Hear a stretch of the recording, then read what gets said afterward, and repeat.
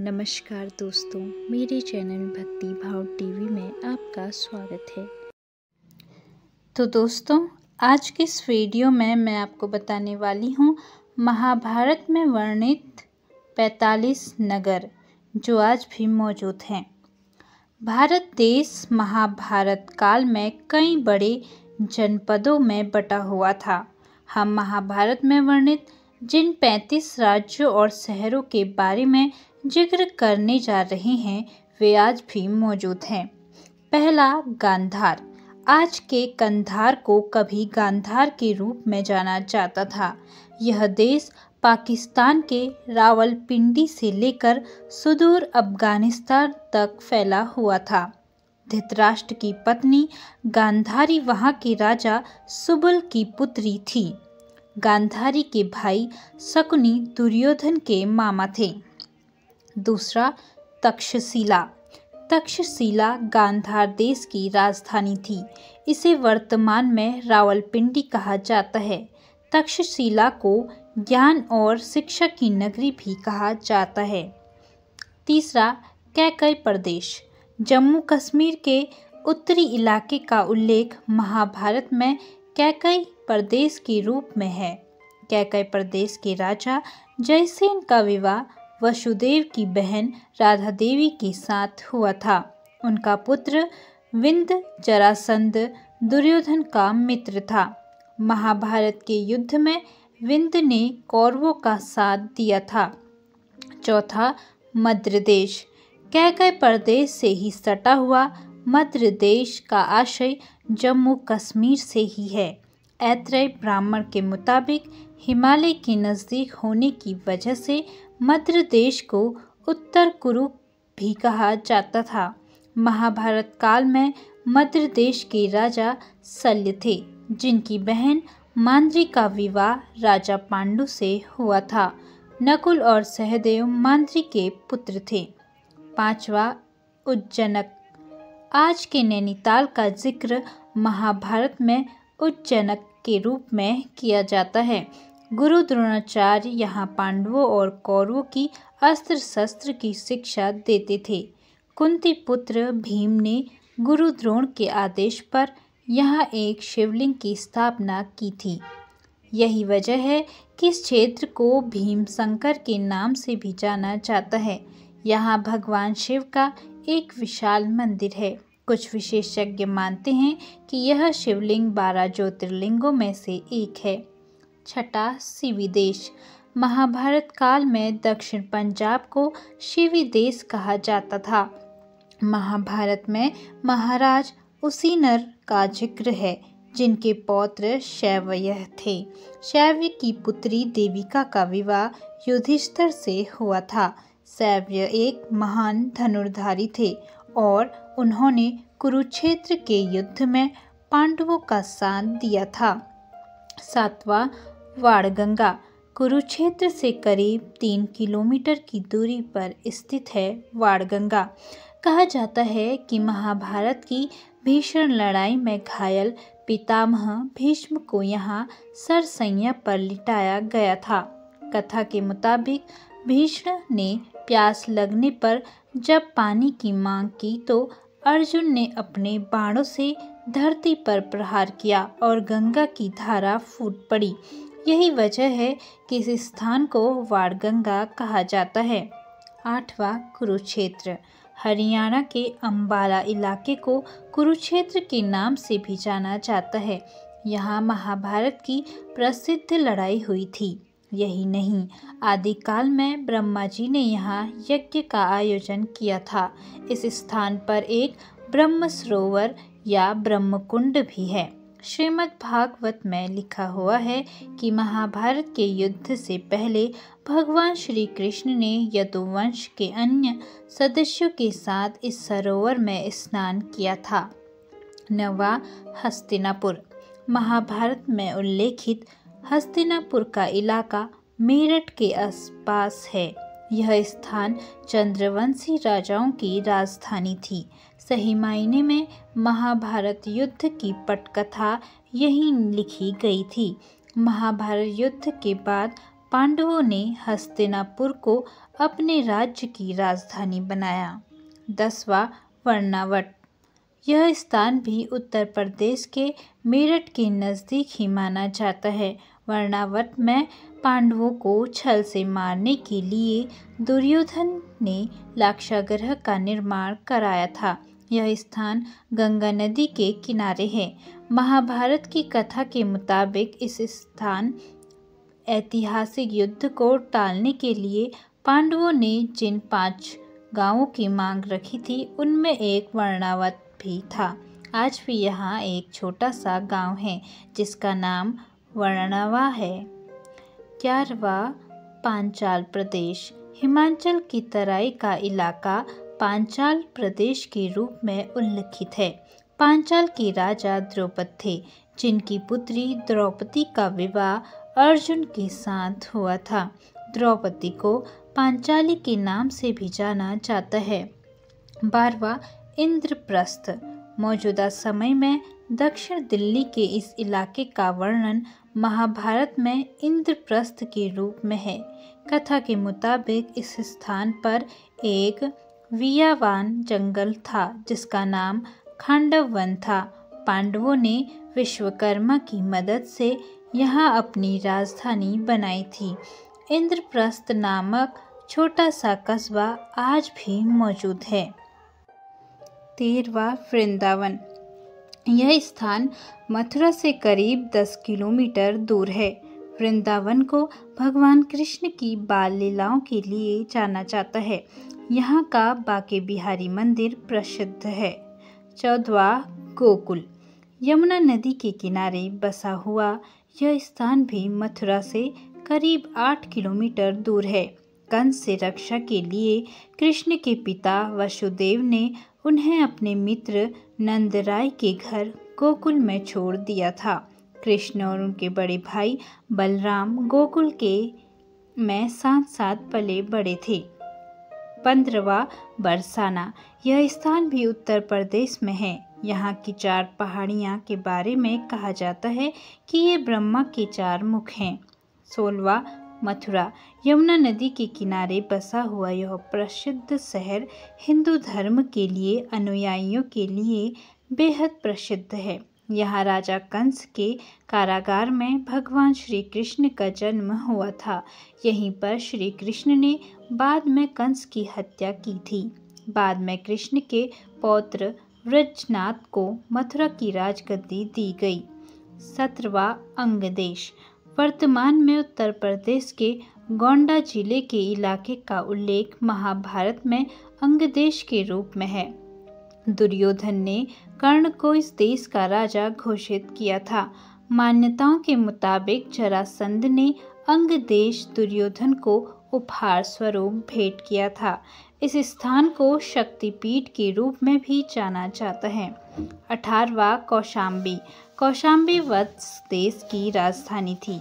वर्तमान में इलाहाबाद के नज़दीक इस नगर के लोगों ने महाभारत के युद्ध में कौरवों का साथ दिया था। बाद में कुरुवंशियों ने कौशाम्बी पर अपना अधिकार कर लिया। परीक्षित के पुत्र जन्मेजय ने कौशाम्बी को अपनी राजधानी बनाया। 19 काशी। महाभारत काल में काशी को शिक्षा का गढ़ माना जाता था। महाभारत की कथा के मुताबिक पितामह भीष्म काशी नरेश की पुत्रियों अम्बा, अंबिका और अम्बालिका को जीत कर ले गए थे ताकि उनका विवाह विचित्रवीर्य से कर सके। अम्बा के प्रेम संबंध राजा शल्य के साथ थे, इसीलिए उसने विचित्रवीर्य से विवाह से इनकार कर दिया। अंबिका और अम्बालिका का विवाह विचित्रवीर्य के साथ कर दिया गया। विचित्रवीर्य के अम्बा और अम्बालिका से 2 पुत्र धृतराष्ट्र और पांडु हुए। बाद में धृतराष्ट्र के पुत्र कौरव कहलाए और पांडु के पांडव। 20वां एक चक्र नगरी। वर्तमान कालखंड में बिहार का आरा जिला महाभारत काल में एक चक्र नगरी के रूप में जाना जाता था। लाक्षागृह की साजिश से बचने के बाद पांडव काफी समय तक एक चक्र नगरी में रहे थे। इस स्थान पर भीम ने बकासुर नामक एक राक्षस का अंत किया था। महाभारत युद्ध के बाद जब युधिष्ठिर ने अश्वमेध यज्ञ किया था, उस समय बकासुर के पुत्र ने भीषक ने उनका घोड़ा पकड़कर रख लिया था। बाद में वह अर्जुन के हाथों मारा गया। 21 मगध। दक्षिण बिहार में मौजूद मगध जरासंध की राजधानी थी। जरासंध की 2 पुत्रियां अस्थि और प्राप्ति का विवाह कंस से हुआ था। जब भगवान श्री कृष्ण ने कंस का वध किया तब वह अनायास ही जरासंध के दुश्मन बन बैठे। जरासंध ने मथुरा पर कई बार हमला किया। बाद में एक मल्लयुद्ध के दौरान भीम ने जरासंध का अंत किया। महाभारत के युद्ध में मगध की जनता ने पांडवों का समर्थन किया था। 22वां पुंडरु देश। मौजूदा समय में बिहार के स्थान पर राजा पौंड्रक का राज था। पौंड्रक जरासंध का मित्र था और उसे लगता था कि वह कृष्ण है। उसने न केवल कृष्ण का वेश धारण किया था, बल्कि उसे वासुदेव और पुरुषोत्तम कहलवाना पसंद था। द्रौपदी के स्वयंवर में वह भी मौजूद था। कृष्ण से उसकी दुश्मनी जग जाहिर थी। द्वारिका पर एक हमले के दौरान वह भगवान श्री कृष्ण के हाथों मारा गया। 23वां प्रागज्योतिषपुर। गुवाहाटी का उल्लेख महाभारत में प्रागज्योतिषपुर के रूप में किया गया है। महाभारत काल में यहाँ नरकासुर का राज था, जिसने 16,000 लड़कियों को बंदी बनाकर रखा था। बाद में श्री कृष्ण ने नरकासुर का वध किया और सभी 16,000 लड़कियों को वहां से छुड़ाकर द्वारका लाए। उन्होंने सभी से विवाह किया। मान्यता है कि यहाँ के प्रसिद्ध कामाख्या देवी मंदिर को नरकासुर ने बनाया था। 24वां कामाख्या। गुवाहाटी से करीब 10 किलोमीटर की दूरी पर स्थित कामाख्या एक प्रसिद्ध शक्तिपीठ है। भागवत पुराण के मुताबिक जब भगवान शिव सती के मृत शरीर को लेकर बदहवास इधर उधर भाग रहे थे, तभी भगवान विष्णु ने अपने सुदर्शन चक्र से सती के मृत शरीर के कई टुकड़े कर दिए, जिसका आशय यह था कि भगवान शिव को सती के मृत शरीर से के भार से मुक्ति मिल जाए। सती के अंगों के 51 टुकड़े जगह जगह गिरे और बाद में यह स्थान शक्तिपीठ बने। कामाख्या भी उन्हीं शक्तिपीठों में से एक है। 25 मणिपुर। नागालैंड, असम, मिजोरम और वर्मा से घिरा हुआ मणिपुर महाभारत काल से भी पुराना है। मणिपुर के राजा चित्रवाहन की पुत्री चित्रांगदा का विवाह अर्जुन के साथ हुआ था। इस विवाह से एक पुत्र का जन्म हुआ, जिसका नाम था प्रभुवाहन। राजा चित्रवाहन की मृत्यु के बाद प्रभुवाहन को यहाँ का राजपाट दिया गया। प्रभुवाहन ने युधिष्ठिर द्वारा आयोजित किए गए राजसूय यज्ञ में भाग लिया था। 26 सिंधु देश। सिंधु देश का तात्पर्य प्राचीन सिंधु सभ्यता से है। यह स्थान न केवल अपनी कला और साहित्य के लिए विख्यात था, बल्कि वाणिज्य और व्यापार में भी यह अग्रणी था। यहाँ के राजा जयद्रथ का विवाह धृतराष्ट्र की पुत्री दुर्शाला के साथ हुआ था। महाभारत के युद्ध में जयद्रथ ने कौरवों का साथ दिया था और चक्रव्यूह के दौरान अभिमन्यु की मौत में उसकी बड़ी भूमिका थी। 27 मत्स्य देश। राजस्थान के उत्तरी इलाके का उल्लेख महाभारत में मत्स्य देश के रूप में है। इसकी राजधानी थी विराट नगरी। अज्ञातवास के दौरान पांडव वेश बदलकर राजा विराट के सेवक बनकर रहे थे। यहाँ राजा विराट के सेनापति और साले कीचक ने द्रौपदी पर बुरी नज़र डाली थी। बाद में भीम ने उसकी हत्या कर दी। अर्जुन के पुत्र अभिमन्यु का विवाह राजा विराट की पुत्री उत्तरा के साथ हुआ था। 28वां मुचकुंद तीर्थ। यह स्थान धौलपुर राजस्थान में है। मथुरा पर जीत हासिल करने के बाद कालयावन ने भगवान श्री कृष्ण का पीछा किया तो उन्होंने खुद को एक गुफा में छुपा लिया। उस गुफा में मुचकुंद सो रहे थे। उन पर कृष्ण ने अपना पीताम्बर डाल दिया। कृष्ण का पीछा करते हुए कालयावन भी उसी गुफा में आ पहुंचा। मुचकुंद को कृष्ण समझकर उसने उन्हें जगा दिया। जैसे ही मुचकुंद ने आँख खोला तो कालयावन जलकर भस्म हो गया। मान्यताओं के मुताबिक महाभारत युद्ध की समाप्ति के बाद जब पांडव हिमालय की तरफ चले गए और कृष्ण गोलोक निवासी हो गए, तब कलयुग ने पहली बार यहाँ अपने पग रखे थे। 29वां पाटन।